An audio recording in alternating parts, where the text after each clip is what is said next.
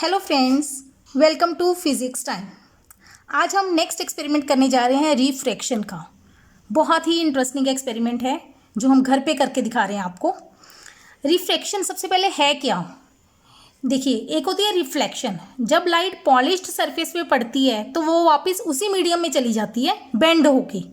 मतलब लाइट एक तरफ से आएगी लेकिन दूसरी तरफ वापस जाएगी, सेम डायरेक्शन में वापस नहीं जाएगी। इस फिनोमिनन को हम क्या कहते हैं? रिफ्लेक्शन। अब दूसरा फिनोमिनन है रिफ्रैक्शन। उसमें क्या है? इसमें भी लाइट बेंड होती है, बट कब? जब लाइट एक मीडियम से दूसरे मीडियम में जाती है। दो डिफरेंट मीडियम आएंगे।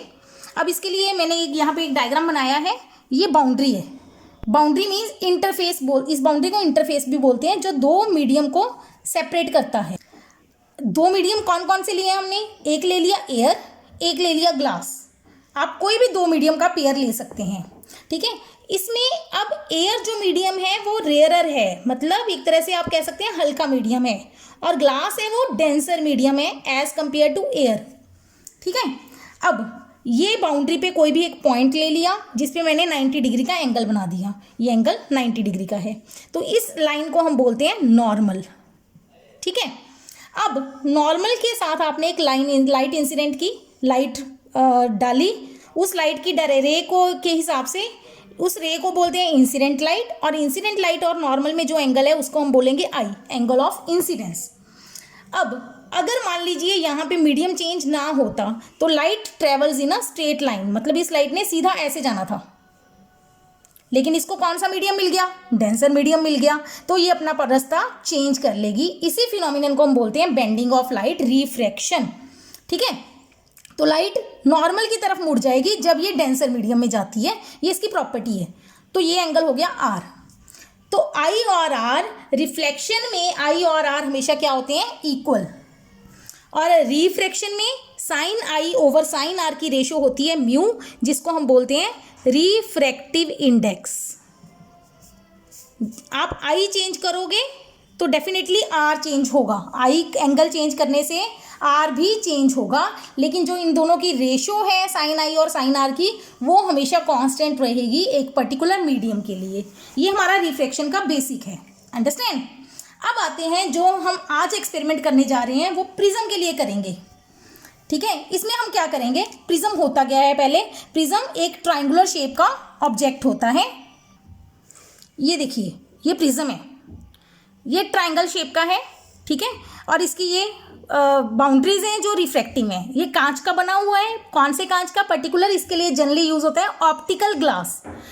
मतलब ये जो ऑप्टिकल ग्लास होता है उसका रिफ्रैक्टिव इंडेक्स कांस्टेंट होता है, यूनिफॉर्म होता है, ठीक है। अब ये प्रिज्म आप कहीं पे भी ये प्रिज्म की दो साइड्स हैं, ए बी ए सी, ठीक है। ये दो रिफ्रैक्टिंग साइड्स ली हैं हमने, रिफ्रैक्टिंग। अच्छा, ये एक साइड पे 90 डिग्री एंगल बना दिया। यहाँ से हमने लाइट इंसिडेंट की, ये हो गया एंगल ऑफ इंसिडेंस। तो लाइट जा रही है ग्लास में, एयर से, बाहर एयर है, अंदर क्या है? Medium glass. तो लाइट बेंड कर जाएगी, तो ये लाइट हमारी मुड़ गई। अगर ये प्रिज्म ना होता तो लाइट ने ऐसे जाना था, ये स्ट्रेट लाइन में जाना था लाइन ने, लेकिन अब लाइट मुड़ गई। अब यहाँ पे पहुंची लाइट एसी पे। एसी पे फिर से मीडियम चेंज हो गया, तो मैंने यहाँ पे फिर से नॉर्मल बना दिया। यहाँ से लाइट फिर से मुड़ जाएगी, ठीक है।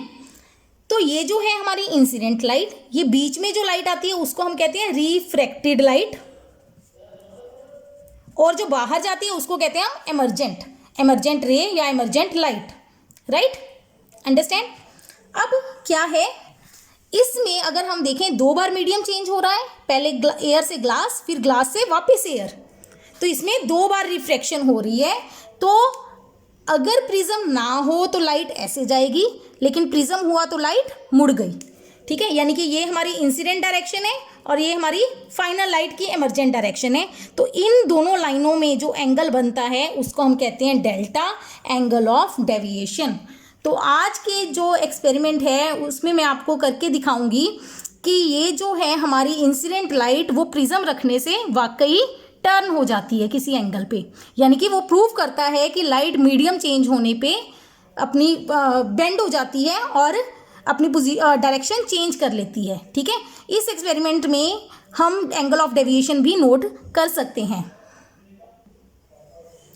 अब आते हैं इस एक्सपेरिमेंट के सेटअप पे। इस एक्सपेरिमेंट में हमें क्या क्या चाहिए, मैंने एक प्लेन पेपर लिया है जिस पे मैंने एक प्रिज्म की बाउंड्री ड्रॉ की है, इसी प्रिज्म की सेम, ठीक है। और इसके साथ मैंने ये जो दो इसके एजेस थे ए बी और ए सी, उस पर मैंने डी की हेल्प से एंगल्स ड्रॉ कर दिए हैं। तो ये जो 90 डिग्री वाली लाइन है ये मेरे लिए नॉर्मल हो गई, इधर भी 90 डिग्री वाली लाइन नॉर्मल हो गई, ठीक है। और ये बाकी जो एंगल्स हैं वो डी के हिसाब से 10, 20, 30, 40 हैं, लेकिन उसको हम यूज़ करेंगे 90 के हिसाब से। मतलब अगर मैं लाइट यहाँ पे डालूंगी तो आप समझिए 90 और 60 के बीच में एंगल कितना हो गया, 30 डिग्री। तो 30 डिग्री हमारा हो जाएगा एंगल ऑफ इंसिडेंस, अंडरस्टैंड। और हमें चाहिए, एक मैंने लिया है बॉक्स, क्योंकि बॉक्स को मैंने एक रैपर में बंद किया है क्योंकि मुझे उसमें रिफ्लेक्शन दिखानी है, आपको लेज़र लाइट दिखानी है, ठीक है। तो लेज़र लाइट जनरली अगर आप देखेंगे तो हवा में आपको दिखेगी नहीं, आपको सिर्फ स्पॉट दिखेगा, लेकिन अगर मैं इसमें जाती हूँ तो आपको यहाँ पे लेज़र लाइट देखिए विजिबल है, ठीक है। ये विजिबल लाइट करने के लिए मैंने क्या किया है, इसके अंदर एक थोड़ी सी स्मोक कर दी है, किससे, फॉग से, ठीक है ना। ये आपको अब लाइट क्लियर दिख रही है।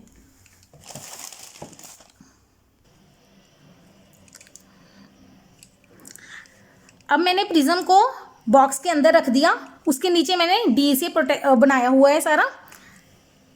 तो अब क्या है, मैं लाइट को ऑन कर रही हूँ, देखो दिख रहा है आपको, सी अभी मैं यहाँ करके दिखा रही हूँ, ये देखो लाइट सीधी जा रही है बिल्कुल, ठीक है। अब इसी लाइट को बिल्कुल इसके पैरेलल मैं प्रिज्म पे लेके जा रही हूँ, सी व्हाट हैपन्स। अब देखिए लाइट का ये पाथ है, अगर आपको दिख रहा है तो ये लाइट का पाथ चेंज हो गया। मैं अभी लाइट ऑफ करके आपको दिखाती हूँ।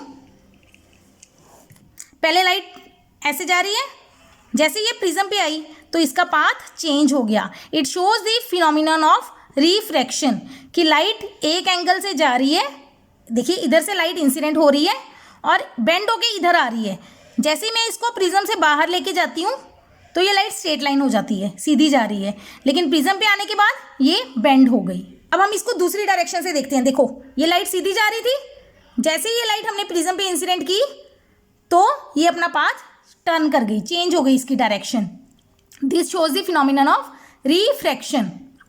अब फाइनली लाइट ऑन करके हम देखते हैं कि इसको एक्सपेरिमेंट को कर कैसे सकते हैं आप। ये वीडियो में आई थिंक विजिबल कम होगा कि हम एंगल नोट करके मैं आपको दिखा सकूं, लेकिन आप यहाँ से देखिएगा, मैं आपको वैल्यूज़ बता रही हूँ।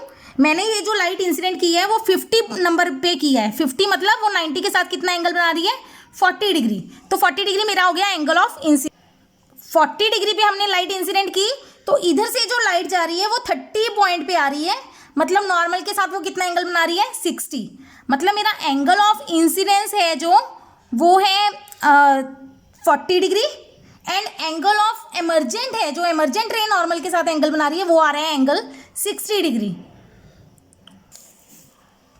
सी आई कितना आया है हमारे पास, आई कितना लिया है हमने, 40 डिग्री। और ये जो एंगल है एमर्जेंट एंगल ई, ये हमारे पास आया है 60 डिग्री इस पर्टिकुलर प्रिज्म के लिए, ठीक है। तो इस हिसाब से हम एंगल ऑफ डेविएशन कैलकुलेट कर सकते हैं। एंगल ऑफ डेविएशन का फॉर्मूला होता है I plus E minus A. A is angle of prism. तो हमारे पास डेल्टा आ गया 40 प्लस 60, क्योंकि ये प्रिज्म इक्विलेटरल है तो इसका ए होगा 60 डिग्री। इक्विलेटरल प्रिज्म के लिए तीनों एंगल इक्वल होंगे, तो डेल्टा हमारा आ गया 40 डिग्री, ठीक है। ऐसे ही आप आई को डिफरेंट एंगल्स पे लेके ई नोट करके डेल्टा फाइंड आउट कर सकते हो। ये हो गया मतलब मैथमेटिकल हमने डेल्टा फाइंड आउट किया है। लेकिन अगर आप एक्चुअल फाइंड आउट करना चाहते हो तो जिस डायरेक्शन में आपकी ई जा रही थी, आई जा रही थी, वो लाइन स्ट्रेट लाइन ड्रॉ कर लो पहले, फिर इधर वाली जो लाइट जा रही है वो एंगल वाली लाइन को स्ट्रेट लाइन ज्वाइन कर लो और आप ये एंगल कैलकुलेट करो तो आपका डेल्टा निकल जाएगा। If you enjoy watching my videos, please like, share and subscribe to my channel. Thank you.